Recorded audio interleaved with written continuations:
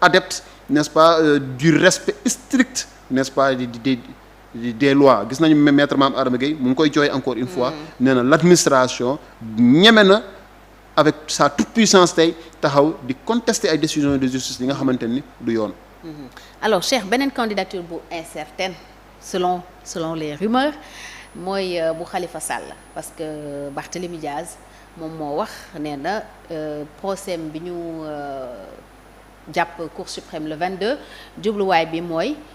fexe moom mu perte son mandat de député et su ko pertee Khalifa Sall peut-être dootul mënati am parrainage des élus et parrainage citoyen bi c'est pas évident pour Khalifa Sall non pas parce que mënu ko am war na mun a am loolu parce que am na fi ñu peser peut-être moins lourd que lui politiquement ñu mun a am loolu mais ca contrôle ba la alors que parrainage des élus moom il y a vraiment pas de risque pratiquement pour que nga mun a nekk candidat alors est-ce que bu fekkente ni noonu la demee ndax gëm nga d'abord ne noonu la demee mais si c'est le cas est-ce que Khalifa n'est pas le plus grand perdant du dialogue man jusqu'à preuve du contraire moom dama gëm ne ni bon tu sais Barthélémy Diaz aussi il fait feu de tout bois xam nga tamit il va trop vite en besogne. Oui et pour attirer un peu l'attention avoir le coup de projecteur dont il a besoin il faut que mu laal li nga xamante ne la fibre n'est-ce pas sensible bi nga xamante ni mooy waa taxawu Sénégal ce problème-là c'est vrai l'affaire Ndiaga Diouf ça tire en longueur et bizarrement Cheikh bizarrement duñ ko yëngal sudul buñ jëmee ci élection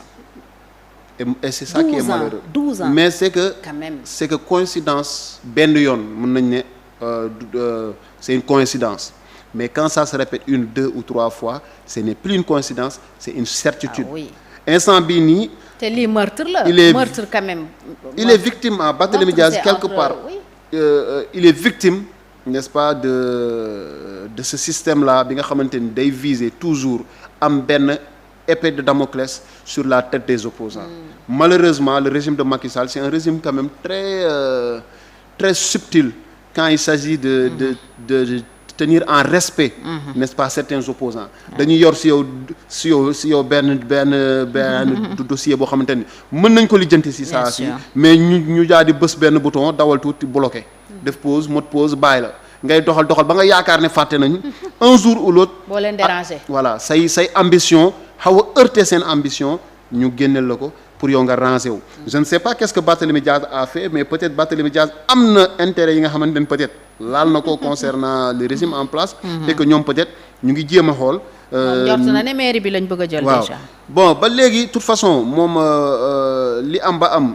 espérons mu am benn régime bu bees en 2024 parce que moom Barthélémy Diaz même c'est ça qu'il espère parce que nee na bu amee régime dinañ ko attewaat ci nga xamante ni mooy procès Ndiaga Diouf man j'aurais aimé quand même vraiment que ñu vider ce dossier là mu féete boor Barthélémy Diaz xam fu mu féete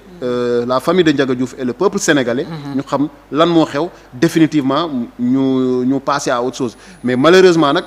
Barthélémy Diaz tamit dañu gis ne ni tey c'est quelqu'un qui est seul quelque part à part taxawu mi nga xamante ni ñoo koy mën a jàppale il n'a pas forcément le soutien de la plupart ou de beaucoup de Sénégalais parce que aussi Barthélémy Diaz dafa di doo koo xamante ni communication am déjà c'est une communication va-t-en-guerre Barthélémy Diaz malheureusement dafa doon koo xamante ni même le cas de Ousmane Sonko ni mu ko géré man je pense qu'il aurait pu faire preuve de maturité et de retenue parce que preuve de maturité mooy nga xamante ni yàq kii nii àndoon ngeen ay jamono quand bien même l'histoire a voulu un jour seen intérêt yi wute mais il faut garder ce qu'on appelle un gentleman agreement à un moment donné nga garder benn posture boo xamante ni lu mu jafe yow da ngay bàyyi xel ne démb neexoon na sama diggante ak moom tey naqari na mais aussi il faut pas perdre espoir suba mën na neex suba Barthélémy Diaz mën na peut-être delluwaat dans les bonnes grâces de Ousmane Sonko idem ñoom ñaar ñu déggoo waat comme Aminata Touré ak Ousmane Sonko ñëwaat voilà gis nga Aminata Touré ak Ousmane Sonko ñoom ñaar mais ce qui est intéressant mooy il y a une ligne rouge à ne pas dépasser tey boo gisee Aminata Touré mën a jóg ne day seeti Ousmane Sonko au niveau du bloc des Madeleines waaw Cap Manuel mu dem foofu noonu ñu xañ ko tout ça ñuy communiquer Ousmane Sonko invité ko au niveau du meeting de Keur Massar qu'il avait tenu en son temps et cetera ba pare màggal ko foofu yëkkati loxoom et cetera Aminata Touré tamit ñëw c'est parce que à un moment donné ils ont su se fixer des limites. aduna il faut toujours se fixer des limites parce que suba kenn xamul du añ du reer mais dafa mat a olof wax na foofu wax bu am solo boo xamante ni bu ko sénégalais yi doon bàyyi xel peut-être yenn jafe-jafe yi duñ si dugg mais malheureusement Barthélémy Diaz quand même il a trop riposté il en a trop fait et à un moment donné aujourd'hui il se trouve esselé. léegi nag waa taxawu bon peut-être dinañ ko taxawu te bon Khalifa Sall jot na si wax déjà nee na quand même il prend la défense de Barthélémy Diaz et li dal Barthélémy Diaz amul sénégalais amul républicain boo xamante ni da nga siy ànd amul légaliste boo xamante ni mën nga si ànd parce que c'est un dossier qu'on a délibérément fait traîner pour que tey mu doon encore ñu xaar ba veille élection ñu ñëw di ko yëngal xam nga pour Barthélémy Diaz quand même voilà quoi je ne sais pas maintenant qu'est-ce qu'ils attendent de lui mais quoi qu'il en soit il faut ñu nangu ne justice dafa war a doxee njaaxaanaay te aussi qu'on arrête de nous rabâcher tout le temps de la justice n'est-ce pas n'est pas le temps de la politique franchement man c'est une assertion qui me met hors de moi parce que en fait dans la pratique on voit tous les jours des affaires qui sont rapidement enrôlées rapidement jugées voilà ñu yeewu benn jour ne ñu non quand il s'agit de certains dossiers la justice prend tout son temps loolu vraiment day doon loo xamante ni lu xaw a doy waar mais ñu ngi ñaanal Barthélémy Diaz mi nga xamante ni bon il est dans une situation aujourd'hui qui ne plaît pas forcément mais ñu delloo ko akam ak yelleefam quand bien même on va demander la même chose aussi pour ki nga xamante ni mooy ki nga xam ne mooy Ndiaga Diouf mais quand même c'est un procès boo xamante ne les Sénégalais ils sont fatigués ça suffit c'est du temps de Abdoulaye Wade jusqu'à présent ça suffit nañ ko régler mu jeex benn yoon mu féete boor et que la mairie ñu xam ne aussi c'est le peuple sénégalais qui a décidé le peuple dakarois qui a décidé de porter donc Barthélémy Diaz à la mairie nañ ko bàyyi mu liggéey et puis il s'est même plaint aussi quelque part par rapport ak budget yi nga xamante ne tout ça ñu ngi koy laal loolu vraiment c'est ça veut dire que commencé nañ ko combattre ci suuf voilà mais ce qui est étonnant Cheikh ñëw wax naa la ko sànq mooy ni que dañ fi dialogué il y a quelques mois dialogue boobu féewale leen ak Ousmane Sonko féewale leen ak waa Yewwi est-ce que mënuñu jàpp tam ne président Macky Sall daf leen tendre piège parce que tàqale na leen ak ñoo xam ne bu ñu àndoon tey posture bi ñu nekk face aux Sénégalais duñ ci nekk ndax tey Cheikh nag dëgg bi mooy Khalifa Sall tàqalikoom ak Ousmane Sonko su amee ku ci perte moom la donc est-ce que président Macky Sall tendre leen piège. non xam nga président Macky Sall tàqalikook seen ay xarit. le président Macky Sall il est toujours dans des calculs. il est toujours dans des calculs malheureusement quand bien même nee na moom bàyyi na njuuj njaaj effectivement gëm nañ loolu. mais quand même parfois am na ay astuces yu ndaw yu muy utiliser yoo xamante ni parfois ça paye mais tey gis nga président Macky Sall sa plus grande difficulté au lendemain n'est-ce pas des élections législatives c'était de contrecarrer cette force politique naissante bi nga xamante ni mooy Yewwi Askan Wi loolu la bëggoon et il l'a réussi haut la main avec c'était d'abord Yewwi Wallu l'intercoalition boobu la njëkk a tas léegi ci waa Wallu waaw Yewwi ak Wallu man je n'y croyais pas trop waaw parce que bon man gëwuma koon Yewwi sax Yewwi authentique laa gënoon a gëm ko Yewwi Wallu je me disais que vraiment c'est un compagnonnage de courte durée d'intérêt après ku nekk di nga dem sa yoon mais le Yewwi Askan Wi c'était un espoir sénégalais dañ leen doon xaar amoon si ñoom yaakaar constitué aussi autour de leaders yi nga xamante ni charismatique nañ ko wax le leader Khalifa Sall le leader Ousmane Sonko ak ñeneen ñi ak Aïda Mbodj ñun c'est des nga nangu nga bañ c'est des leaders charismatiques Serigne Moustapha Sy qui sont des leaders respectés et écoutés au Sénégal léegi nag président Macky Sall loolu c'était une équation bi nga xamante ni il fallait mu régler ko xaw nañ koo teg cohabitation voilà donc il fallait mu régler ko lan la def bon Barthélémy Diaz je pense qui s'est laissé avoir peut-être aussi en bonne foi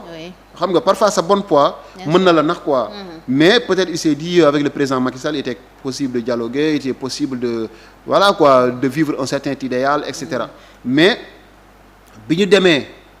ba ci biir dañoo gis ne nag le bras armé du président Macky Sall au niveau de Yewwi Askan Wi qu'on se le dise c'est Barthélémy Diaz qui a quand même fait de telle sorte que tey moom xuloo beeg jote beeg yooyu yëpp si moom la jógee. moom moo toog aussi ne il revendique la paternité du dialogue. donc moo ko waxaa mu ne dialogue am la du dialogue président Macky Sall. après voilà président Macky Sall wax na fi ay wax kontaan naa si moom. dinaa wax sa papa. que yaa ngi doxal effectivement donc peut-être il s'était dit une chose que la messe est dite. effectivement le invité woon ko sax ci xewu Ndakaaru ba. c'est ça. donc mu jàpp ne peut-être avec le président Macky Sall et que les choses allaient changer mais malheureusement nee nañu ku gis ku ndóobin rey sa maam donc foo gis lu ñuul da nga war a daw mais moom dawul bi yoon taxaw na bon après le truc ça se retourne contre lui mais malheureusement le soutien populaire bu mu doon xaar sax moom gisu ko tey c'est difficile nga gis kenn ku génn di défendre Barthélémy quand bien même dañuy naqarlu li nga xamante ni mooy cet acharnement là pourquoi attendre à chaque fois à la veille d'élection ñu génnee dossier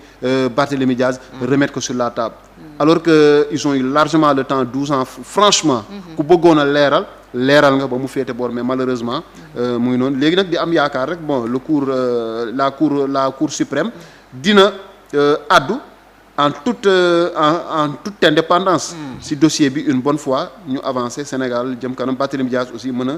gérer yeneen la famille de Ndiaga Diouf aussi ñoom tam ñu nekk ci jàmm. moom la ñuy wax Cheikh les combats de principe il faut que tout le monde les mène. absolument parce que soo ko deful tey suba dafay dal sa kaw. voilà donc su benn amee su ñëpp àndee xeex ko ça peut changer quelque chose mais su fekkee dañu bàyyi nit ki.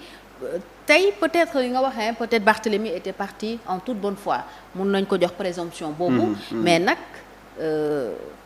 langue politique bi surtout je dis waruñu bàyyi kenn moom kese mu nekk dans son combat tey quoi qu'on dise Ousmane Sonko ñu bëri am nañu impression qu'il est seul dans son combat et lii ko dal tey mun na dal keneen suba parce que am na ñeneen ñu nekkoon dans cette même situation bien avant lui et c'est passé dara xewul donc suñu continuer nii ñuy warante ñoom ci seen biir wala di